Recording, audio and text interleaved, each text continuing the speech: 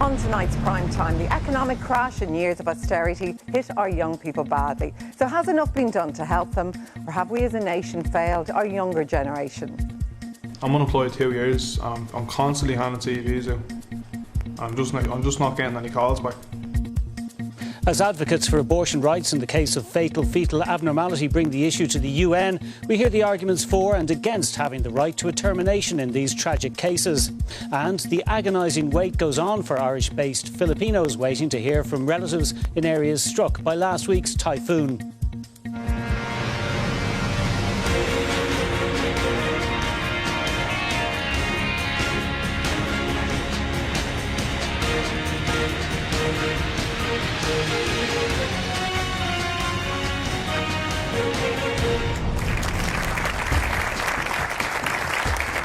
Hello there and welcome to tonight's programme. Well, first up, we focus on the plight of our adult young generation.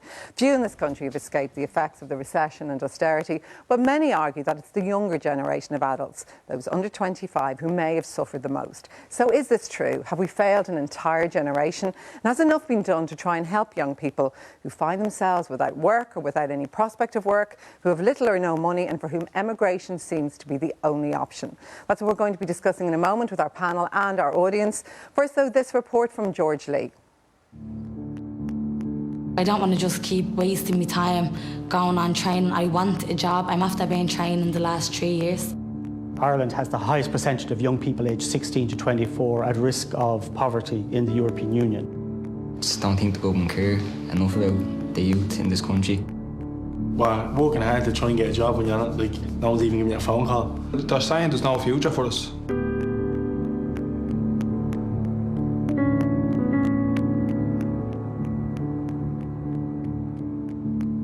I'm going for an interview this morning. It's the first interview I've ever been in. It's Christmas work. They're going to need more staff, and maybe they might keep me on after it, you never know. I'm nearly 20 now, doing nothing. Dole isn't good enough, it's only €100 a week.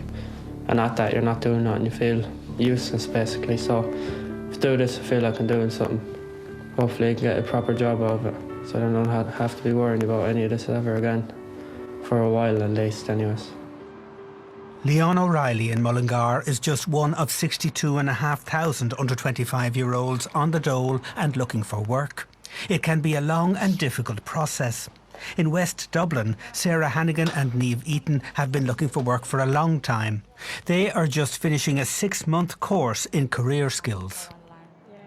Well, currently I'm on a training course because I'm after being looking for a job for months and I just couldn't really seem to find one. I had a few interviews but I never really got any further than that. So when I finished college I came onto this course just kind of better qualify myself. I print out CVs every week in the course. I apply for jobs online every day in the course. I have an email full of messages back, oh sorry, we're not taking on at the moment. Like, it's just kind of knocks you down each time. The government are saying with people, they want more people to be in training. I'm after doing it. I'm after being doing it the last 3 or 4 years. So what do they want us to get out of it? Like, we're not getting anything out of it. They're making all these promises and they're not keeping to them. Where's the jobs they created? Close by in North Clondalkin, this group of unemployed young men came together to make their own short video about what it's like on the dole for them. It's increasingly hard to get a job with the way things are going in this country. You know, it's all about qualifications now. The higher qualifications, the better you're going to get the job. I'm unemployed 2 years. I'm constantly handing CVs out. I'm just not getting any calls back. I actually went into a shop the other day and a girl says to me, it's just apply online because if you hand a CV in the shop, it just get ripped up. I've been handing out CVs the past 2 years and I've only got a job there. I'm only in a job 6 weeks now. I've got an apprenticeship in printing. We just have to keep trying, like, you know. Back in Mullingar, Leon is trying. How did he get on with his interview this morning? Well, that was a good interview anyways. It's my very first interview, so it'd be great if we could get something out of it. Because it was hard enough at the start, but then I got through it in the end. So I think I've done well, and hopefully I can get something out of it. Anna Thyssen graduated with a degree in social care earlier this year. She is 23 years old, but can't find work. so she volunteers for the night shift at the Simon Community Hostel in Athlone. Outside of this, she is trying to get any kind of paid work. Been applying for jobs, sitting interviews, and then for other jobs such like cleaning or working in a hotel or waitresses. A lot of those jobs, countless, I don't know, too many. Hello, Midlands Simon Community. At the moment, while you're doing your voluntary work and you're looking for work, you're on the dole. Yes, I'm on the dole. I receive a €144 a week, €50 going around. So then you're left from 9 to 5, and then your grocery shopping will be like €40 a week on all together, and then you need bus travels and all the rest, and savings and ESP money. It's not going to affect Anna, but life on the dole is about to get much tougher for newly unemployed people of her age. Their dole payment was cut to just €100 per week in the budget. We are extending the €100 reduced rate of job seekers allowance and supplementary welfare allowance to existing recipients who reach 22. I think we're getting the punishment, the backlash For of their everything. mistakes. Yeah, for their mistakes. They should be doing that for their mistakes that they made, not us. We're the ones who was being punished. They did, so why are we paying for it? The deterioration in the position of under-25s in our labour force has been particularly severe. The numbers of them with jobs has fallen by 60% since the start of this recession.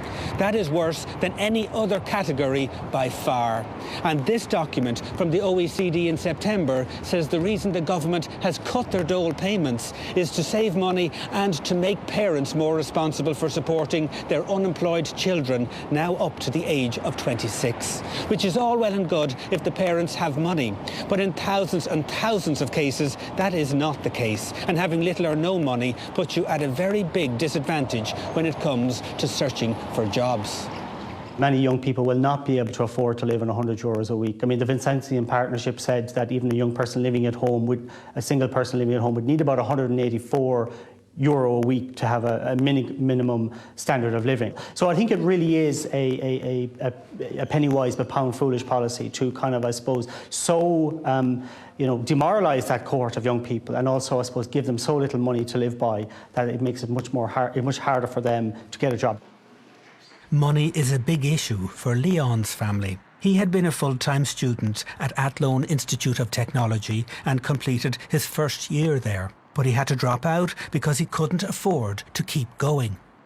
My mother and father haven't got any money. I'm one of six children, and there's a lot more than me that needs help to get through. Like, I'm the eldest of the whole lot, so I was the first in college of my whole family on both sides. There was schemes out there to try and help me survive in college, but this wasn't sufficient enough. So it was a quick and easy enough decision that I had to drop out. We have a rising number of young people who have gone out of the system altogether.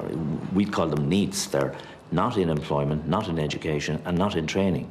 And that has risen by about 7% in the last 2 years. So that's a big worry, because they are probably the future unemployed or unemployable.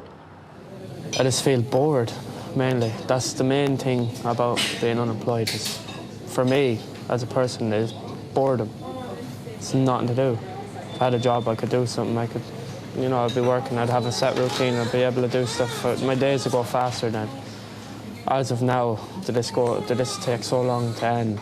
It's just completely boring. It's unbelievably how boring it is. There's a misconception and a perspective that people have that young lads like us, if we're on the dole, that we're happy to be that way, that we're happy to be in the queue and collect our money every week, but we're not happy. There's not many opportunities job-wise, and some of us can't afford to go to college. I don't really want to go back into the labour. It's just not. It's not what I want to do. I want to go out and make a living for myself. Hard work, make me hard money. Do you know what I mean? The reason we are unemployed is because there's not that many jobs out here. If I can't get a job after this course, going back to €100, I don't really know what I'm going to do. Our reporters from George Lee. I'm now joined in our panel by John Lyons, Labour TD, who's also Vice Chair of the Oireachtas Committee on Jobs, Enterprise and Innovation, by Professor Alan Barrett from the ESRI, on my right-hand side by Moira Murphy, who from the We're Not Leaving campaign, and by Councillor Hugh Lewis from People Before Profit.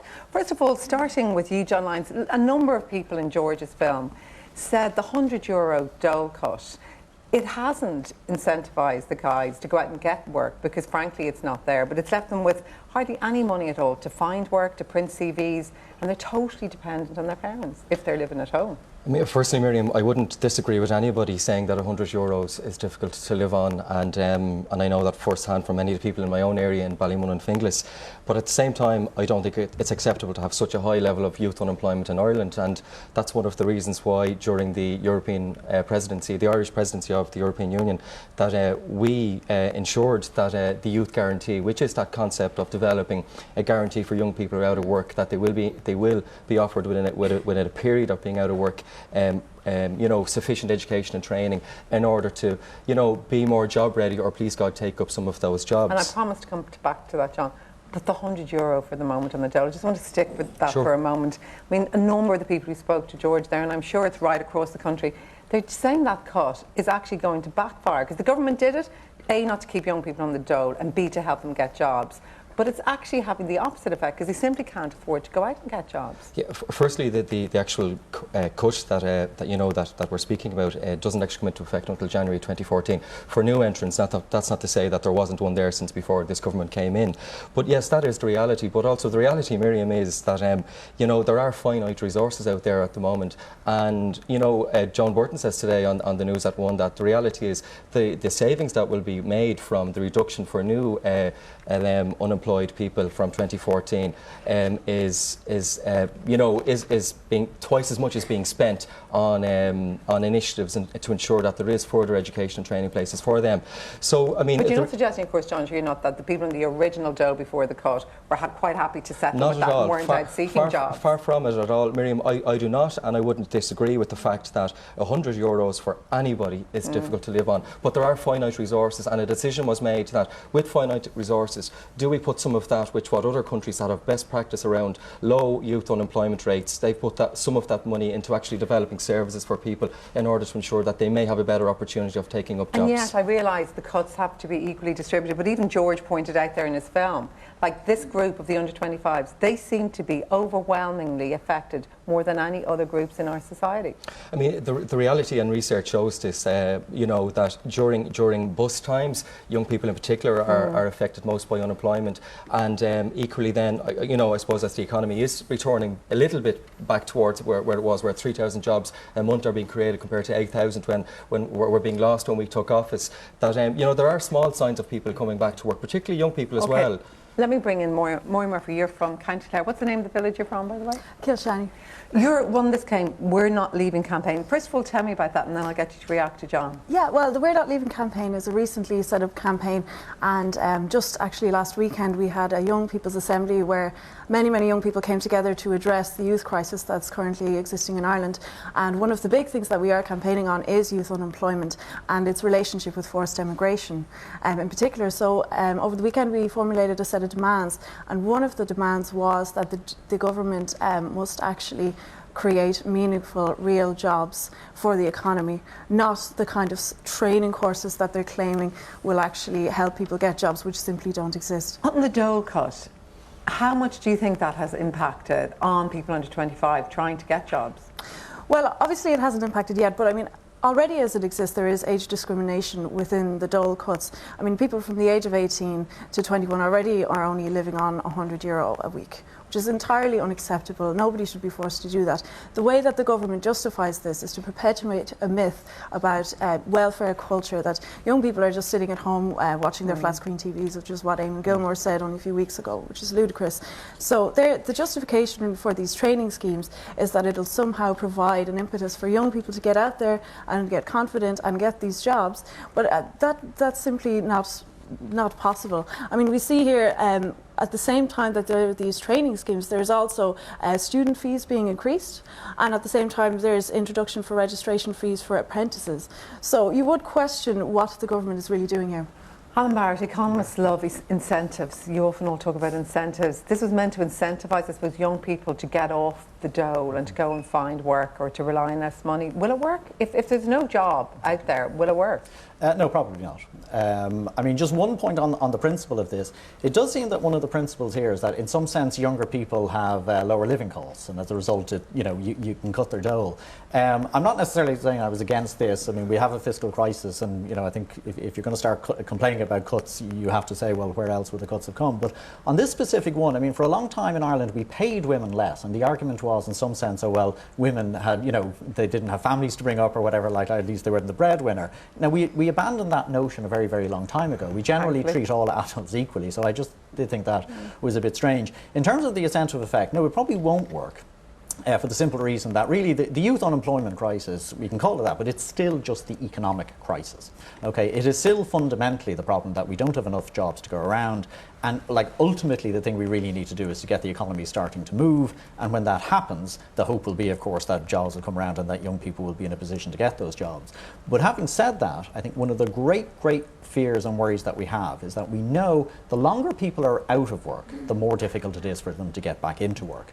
So we have at the moment, we have this current problem of youth unemployment, but where we're really worried about it is that even if things turn around, it doesn't necessarily mean that people are going to plug back in seamlessly. And what we also know is that even if people get jobs, one of the worst things about sort of entering the labour market at the time of a recession is it can actually affect you for the rest of your career. It's the scarring. It's the scarring effect. It's not necessarily the case that you're going to jump back to where you otherwise would have been. You can now spend the entire of your life behind where you otherwise would have been. And this is why we worry about youth unemployment. I mean, there's middle-aged unemployment, there's elderly unemployment, but there's a specific worry about youth unemployment because it can affect people essentially for the rest of their lives. Liz, on that dole cut, which we'll now move off in a moment, but I suppose the idea, Michael Noonan on the night of the budget felt that it's bad to leave people on the dole for too young, especially young people, and if you can incentivise them to get off it, that's a good thing. Can you see where and why he made that decision? Well, of course that would be a good thing if the incentive was to get a job, but the problem is that there are no jobs in our society. So how do you incentivise people to actually get jobs? Do you incentivise the employer to provide the jobs, or do you slash social welfare in a society where there aren't jobs in the first place? So the idea and the narrative put forward by John and his government that somehow slashing social welfare will incentivise people to get to work is discriminatory against young people, and it's a very negative attitude towards young people, as if they want to stay at home. The facts are there. During the height of our economic success in this country, young people were at work. When there was jobs there, young people were passionate and were out working. They weren't sitting home watching flat screen TVs, as been put across. And also the evidence is there. If young people are ready to and take the big step to emigrate out of this country, then what else are they looking for? Only for work. And they're doing it in their droves and in their thousands, and they'll continue to do it if the policies of the government carry forward. Can I just say just very quickly there, Miriam, I've grown up in Ballymun. I still live there. Chose as an adult to make that my home as well. There are people in the area that I represent who live in second generation jobless households. So there are young people who I actually taught in school out in the area as well, who have never had a parent or a sibling in their family ever go to work. Now, I want options for those people. I want them to be, first of all, equipped to take up jobs that are coming on. And it is wrong to say that there are no jobs being created. The fact is, we got to deal in facts when we're talking about such a sensitive issue. There are 3,000 jobs, as we know, a month being created, as opposed to 8,000 being lost a month when we came in. So there are jobs being created, and we have to be fair on that. And it's important to ensure, particularly given the wage scare and the other effects that are given to young people in particular, as opposed to other people who are unemployed, that we ensure that they are not left behind. Okay, Hugh, come on. Well, let's deal with the facts. 1,000 people are emigrating out of this country every week, and John, I'm from as much a working class community in Ballybrack as yourself, and the vast majority of households in Ballybrack, in Ballymun, or for any working class area, for example, did work and have worked for the last so many generations. It's the vast majority will work when the jobs are there, and they want to be working. But precisely the people that aren't working in our communities, the people I meet every day of the week that tell me they're heading off in a couple of weeks because they can't find work, are construction workers and people who used to work in the construction industry, led into the industry by the government and are now failing miserably to deal with these people. And you know, it's an awful shame because construction workers of all people could actually be put to work. There could be good public enterprises if the government so chose so. And of course we have finite resources, but it's a political choice where we put our resources. Do we put our resources into banks, for example, 9 billion in interest payments, the same budget we're spending on education? So where do we funnel the money? Do we recognise young people or do we recognise the I just want to bring Niamh Randall in my audience there. You're from Simon, Niamh, and I know on a daily basis, on a practical level, you're actually seeing the impact of that dole cut and what it can mean for people for the future. I suppose specifically what we're concerned about in the Simon communities of Ireland are very vulnerable young people, and particularly this social welfare cut is going to have a real impact on vulnerable young people, causing homelessness in the first place, but actually also preventing young people from moving out of homelessness because they actually can't afford to do so. And we did see that with the 2009 welfare cuts, so the evidence is there to support that. So I think these changes make an awful lot of assumptions that young people live in their family home, that they can live in the family home, that the family can afford to support them, and we heard Leon speaking about that on the video there where he spoke about the pressure on a large family. So there's a number of assumptions made there, but I also think that we see two arms of the state effectively working against one another, where there's a commitment to end long-term homelessness by 2016, yet another arm of the state is actually making decisions and implementing policy which might cause homelessness to happen in the first place, but also prevent people moving out of homelessness. Fair point, actually, yeah. To move on a little bit from that dole cut to these training courses you're all talking about, the training guarantee as the government talks about. I mean, is it practical to believe, John Lyons, that you can come up with hundreds of thousands of these training schemes that are going to teach young people the kind of skills that will get them the kind of IT jobs they need in Google, Facebook, or even the kind of skill they need to be a top-level chef? I mean, what are these training courses going to teach them? Well, I mean, first of all, there are existing training courses, and an announcement was made in line with delivering or rolling out the Youth Guarantee from January 2014 onwards, that additional places will be made available. There's 20,000 additional places on top of the ones that are already there, particularly for young people. I mean, there's no shortage of you know, education and training courses and work placements. Courses, John? Well, if we take JobBridge, and you know, and there'll be people on this panel who'll be ready to fire back and say that it's all sorts of other things, but we got to deal in facts. And the fact is, from 2 independent reports, that 3 out of 5 people who complete JobBridge end up in full-time employment. Now, we may not like some of the reasons why people have to do JobBridge, but the fact is, it is giving people full-time employment.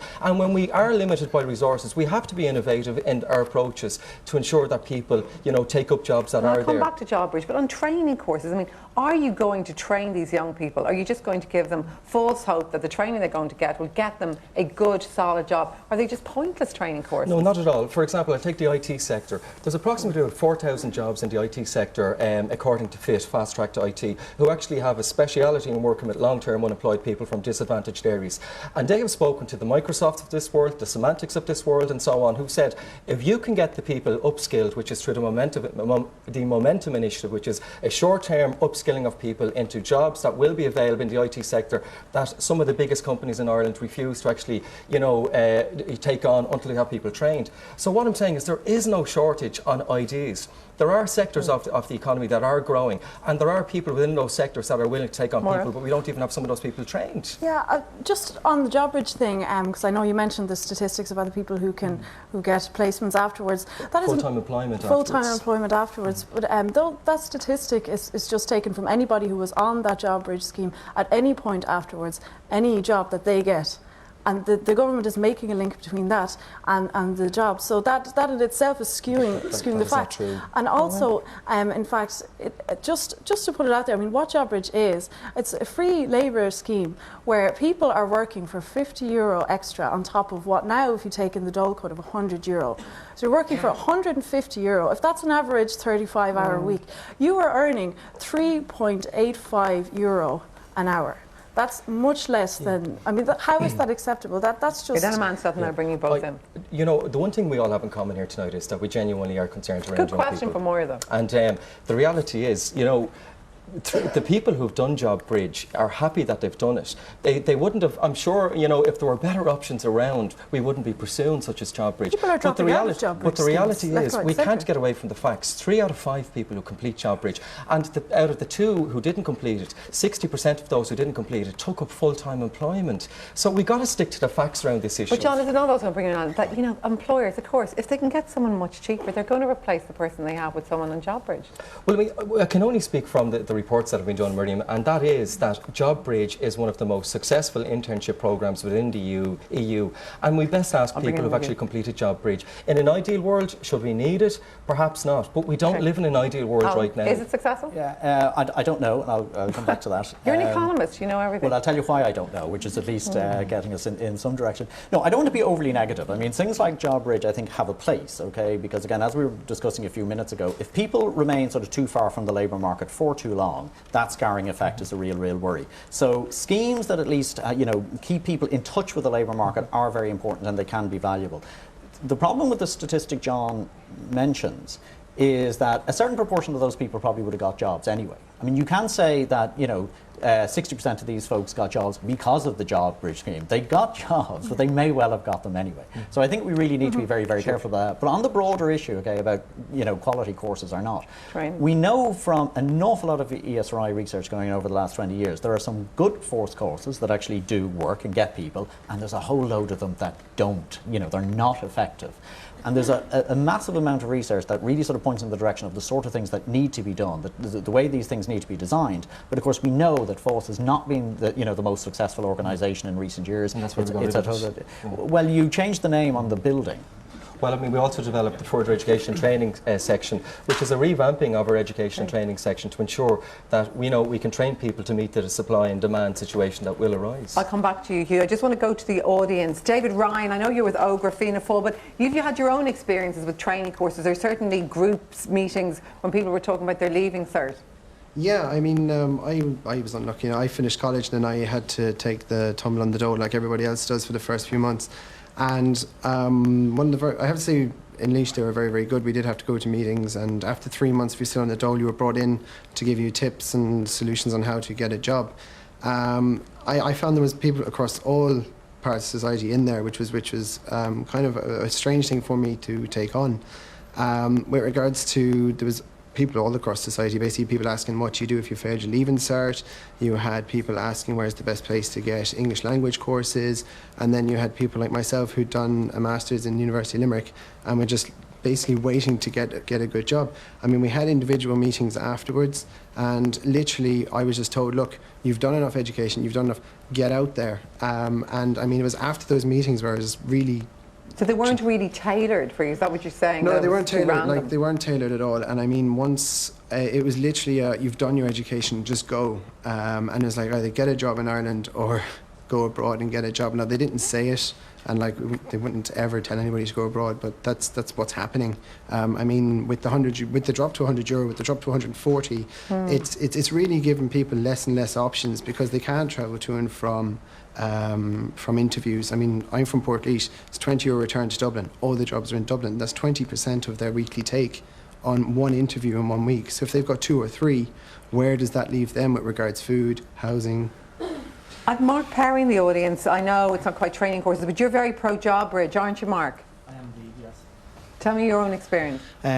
We found out about a couple of months ago that this was happening, and with the help that we got from them, we're able to employ a lot of people into full-time positions with our company. I think going further in the future, we'll be able to employ more people in our industry with the training and the backing from the Jobs Bridge.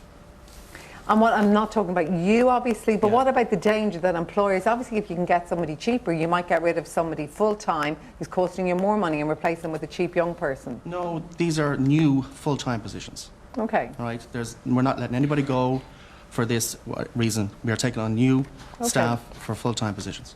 Michael McLaughlin from Youth Work Ireland, are these courses good? Do you believe in them? Well, for start, just to make clear, JobBridge is the evaluation report showed the majority of participants aren't young on JobBridge. So just for a start, there you have it. There's an initiative people talk about all the time. It's helping young people, and the majority of participants aren't actually young. So there is a lot of problems with this, and the media reports today show that it looks like Ireland won't be able to get really anywhere near the type of commitment and the level of provision that's needed to provide this youth guarantee, where people will get something after 4 months. So the department are pushing out to 6 months, maybe 9 months. So really, that's a big problem, and we've known for the last 2 years people making submissions saying, look, this is coming down the line, we have to have more provision for young people, and it hasn't happened, and now we're kind of running around at the last minute trying to make it happen. So I think there's a long way to go. I think people are very cynical of the fact that I think the government knew in advance of the budget that there wasn't enough education and training places, and yet they still went ahead and cut the welfare rates for under 26s, and I think that makes a lot of people around the country trying to deliver service for young people very cynical. Kate Lawler, I know you've got your own view on these kind of courses for young people as well, Kate, don't you? I do. I started JobBridge in 2011 and I'm in full-time employment in the Irish Independent now, and it helped me get my foot on the career ladder. I'm in support of it. I think it's a great scheme. So for me, like it worked out really well.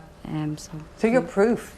Basically, you're the proof that it does work. John, you obviously booked her for the audience tonight. And as well as everyone else, I found it really hard to get work after I left college, and I did what I'm doing in the Independent now isn't what I studied. So I was thinking of going back to college or paying for a course, but instead I upskilled by doing JobBridge, and I managed to learn new skills by going into it. And at the end, I was offered a job, and I'm now working there full time, and I absolutely love it. That's great, because it's great to hear great success stories. Grace Wales, what's your own experience, Grace?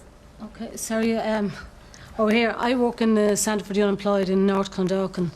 I'm around long enough to remember the last crisis that we had, and I just think it's really unfair the way young people are being treated. And I do have a question in terms of, when does a young person become an adult? Excuse me, because if you look at the report that George Lee referred to there, I mean, what I heard before was that, the slashing of supports to young people was about incentivising them to take up jobs that are not there, to take up training that there just isn't enough of, and that it was about incentivising. But what George Lee referred to there in that report was that the government are saying now, which I only hear now, is that parents are being forced now to look after their young unemployed children.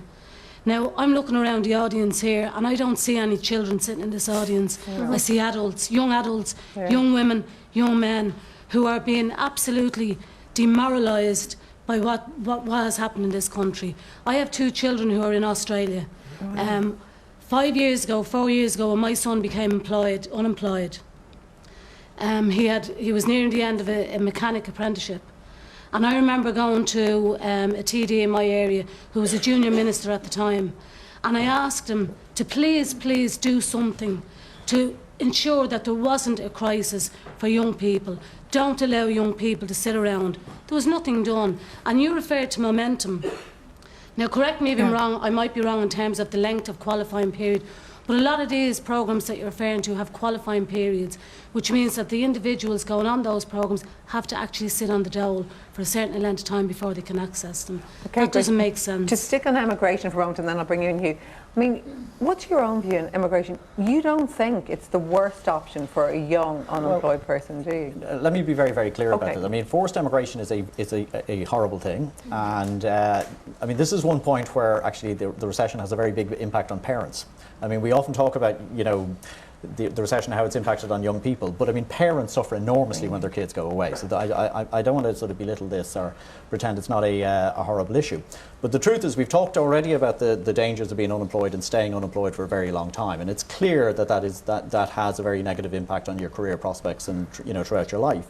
By contrast, I mean, if you emigrate, you are at least staying connected to the labour market for a period of time.